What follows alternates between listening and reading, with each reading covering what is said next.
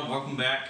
This is Rich. How you doing, friends? I am back at it with another lens review. We're going to go over the Sigma 35-105. This is a 3.5 to 4.5 lens, and it also does have a macro mode. So before we get started, I just want to thank God for the ability to take photos of these amazing things. If it wasn't for Him, we would never be able to take photos of these awesome, amazing things that we're able to take photos of. Okay, so let's get into it. 4 categories, of course, like always. We're going to take a look at first the affordability of the lens, the accessibility of the lens, then the build quality of the lens, and then the versatility of the lens. So first off, with the affordability of the lens, I gave this one a 10 because for a macro 35 to 105 millimeter lens, especially with Sigma glass, you can pick this up for anywhere from $20 to $70. For immaculate version, I got mine for 10 because I'm a little bit of a shark and I have to justify why I buy the lens. I can't just go and buy a lens and then my wife is like, oh, why'd you buy that lens? Why did you spend the $50, $60 on the lens? No, I'm a shark. I got mine for 10, which wasn't that hard to get it for 20 either. So I did buy it for that, and for what you get for this lens for that price, I would 100% say that it is a 10. That is a steal of a deal, and it's great to get it for that. Next, we're going to talk about the accessibility of the lens.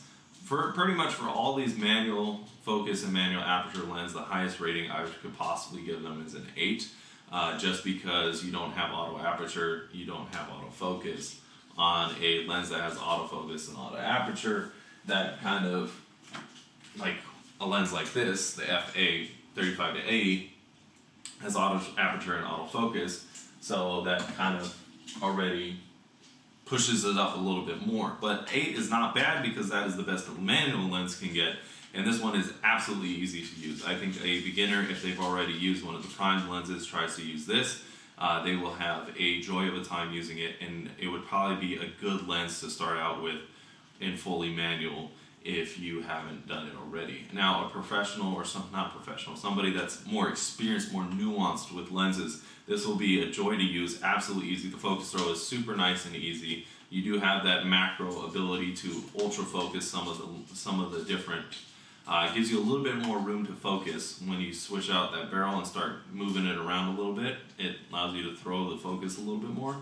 The aperture has nice flicks to it, and it works really well. So next we're going to go with the build quality. Of course, it is a Sigma lens of this era of Sigmas, which is very sad because this has oil on the blades, and the blades are a little bit sticky, and it makes me big sad. But so that makes it a 6, but everything that goes into this lens is absolutely top quality, which I don't understand why this is a constant issue with these Sigma lenses, of them being ultra dusty, ultra oily, but taking them apart, putting them back together, everything is of top tier quality. They just need to be reassembled better, or assembled better in the first place.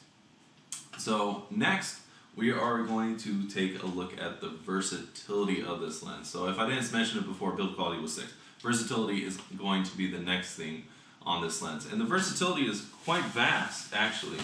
So let's see what I gave versatility. I gave it an 8, and that's a good thing I gave it an 8. The reason why I didn't give it a higher score is because the macro mode is only super, like, you can use it super well at the 105 focal range. Any other focal range, it just gives you a little bit more throw on the focus, but sometimes it just doesn't work. Other than that, you can use it for a wide variety of things. I wasn't able to go and take a bunch of portraits yesterday when I was reviewing this lens, but I did get several shots of people out and about doing their thing, and it seemed to be accurate as to what they look like. I didn't get a big warping or distortion like I got with the 28 mini wide. It looked like everybody was exactly the way they're supposed to be. And then when I was taking pictures of architecture and buildings, I didn't get very much warping on straight lines or anything. Everything seemed to be in good line and straight, so that was very nice. So I would say for cityscapes and architecture, it's great. I would say for landscapes, I had edge-to-edge clearness, the infinity work, so that was fantastic. For portraits, when I was taking portraits, everything seemed to be looking okay and great. I wasn't able to do a top to bottom portrait, so I couldn't necessarily tell you 100% on that, but I will give it an 8 based off of everything that I've shot already. And this was an absolute joy to use. Now overall, that leaves this lens with, I believe, a rating of an 8. Would I recommend this lens? I would highly recommend this lens if you are trying to test out this focal range. If you cannot afford the SMC A 35-105 macro, this is a fantastic lens, and the fact that you can throw the barrel a little bit and get a little bit more range on the focus makes it, gives it something that the SMC Pentax A doesn't have. And I know the Vivitar doesn't have that either. So that is something that I do like about this lens. It is something that I would highly recommend for anyone's kit that doesn't want to drop, you know, the $100 to $200 on that SMC and still get the same results. You might have to put a filter on it or a lens hood just to get rid of some of the aberrations. But other than that, I would highly recommend it. Alright, so that's it for this video. Like, subscribe, comment. Please help me get to 1,000 subscribers so I can give you this lens or any of the other manual lenses I have for my Pentax. You can use them for any one of your systems. If you are the one that receives one of these lenses and chooses one of these lenses, I will give you an adapter for your system. I have an adapter for my Lumix system. I will give you an adapter for your Sony, your Canon, your Nikon, your Fujifilm. Whatever you have, your Olympus, I will give you the adapter for that so you can use one of these lenses. And if you have a Pentax, I'll give you a teleconverter. So that way you can have a little extra bonus too. Alright guys, again, enjoy all the photos at the end of this video. All of them are completely unedited, so I will see you guys later. Thanks.